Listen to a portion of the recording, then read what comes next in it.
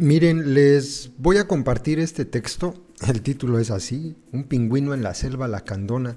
Es un texto escrito por el EZLN. Es largo. Yo solamente quiero compartirles una pequeña parte y les voy a dejar en la descripción del video todo el artículo para que ustedes lo puedan leer, que es muy interesante. Yo quiero compartirles esta. Además de que no voy a opinar, simplemente pues lo que se ve no se juzga, ¿no? Aquí está, y están las citas también.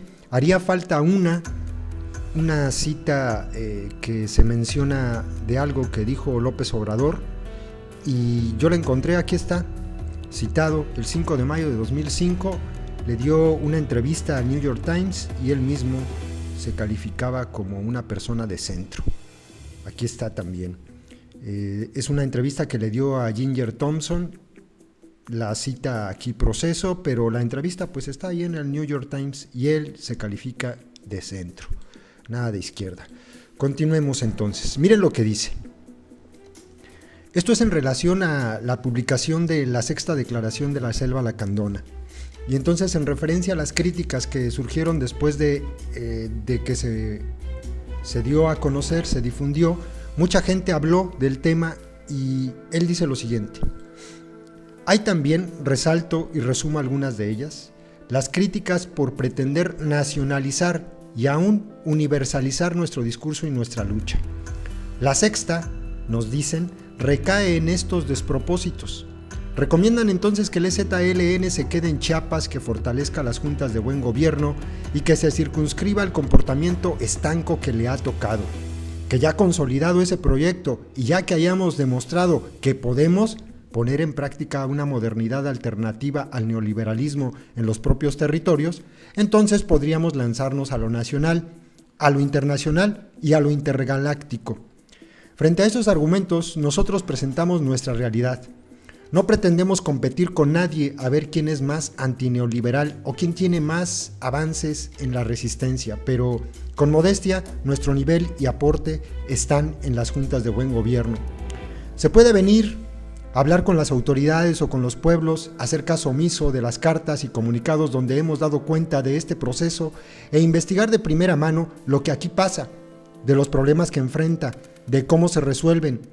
No sé antes quiénes tenemos que demostrar que todo esto es poner en práctica una modernidad alternativa al neoliberalismo en los propios territorios, y quién nos va a calificar con palomita o tache, y entonces sí permitirnos salir e intentar unir nuestra lucha a otros sectores. Además, tenemos el presentimiento de que esas críticas serían alabanzas. Si la sexta declara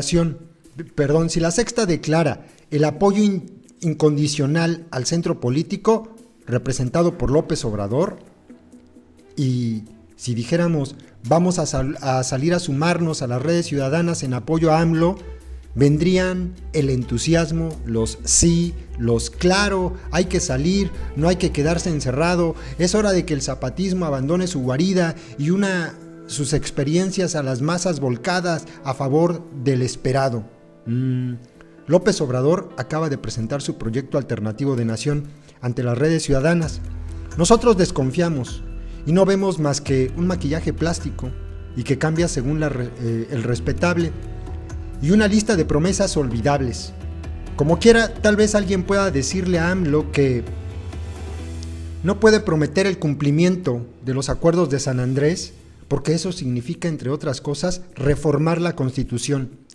Y si mal no recuerdo, ese es trabajo del Congreso. En todo caso, la promesa la debería hacer un partido político, señalando que sus candidatos cumplirán si son elegidos. De otra forma, tendría que proponerse que el Ejecutivo Federal mandara sobre los otros poderes o los desconociera, o sea, una dictadura. Pero no se trata de eso, ¿o sí? En la política de arriba, los proyectos buscan, en los periodos electorales, sumar lo más que se pueda. Pero al sumar a uno, restan a otros. Entonces deciden sumar a los más y restar a los menos. Como estructura paralela al PRD, AMLO ha creado las redes ciudadanas y su objetivo es sumar a los que no son perredistas. Para esas redes ciudadanas, AMLO presenta a 6 personas que van a coordinar a nivel nacional a todos los López Obradoristas no perredistas. Veamos a dos de los coordinadores nacionales. Socorro Díaz Palacios, subsecretaria de Protección Civil en el gobierno de Carlos Salinas de Gortari.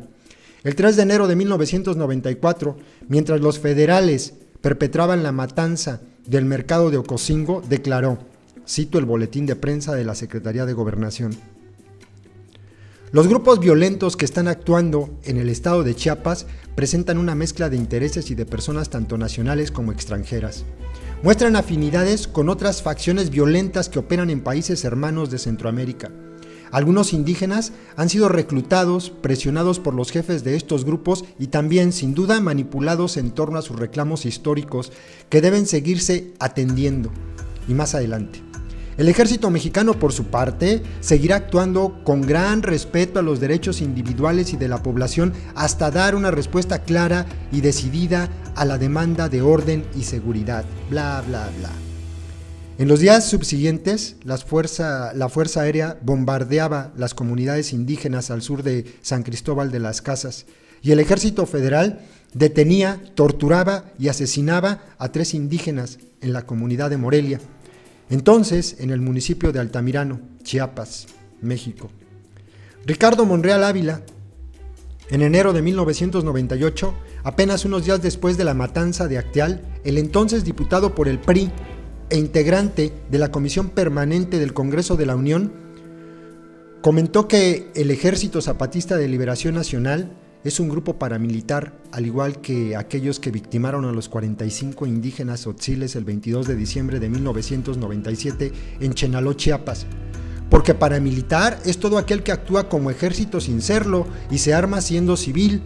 Todos tienen que desarmarse porque todos han contribuido a esta violencia innecesaria, injusta y torpe en el que nos han enlutado a todos los mexicanos, indicó, y pone la cita, el Informador de Guadalajara, Jalisco, 3 de enero de 1998.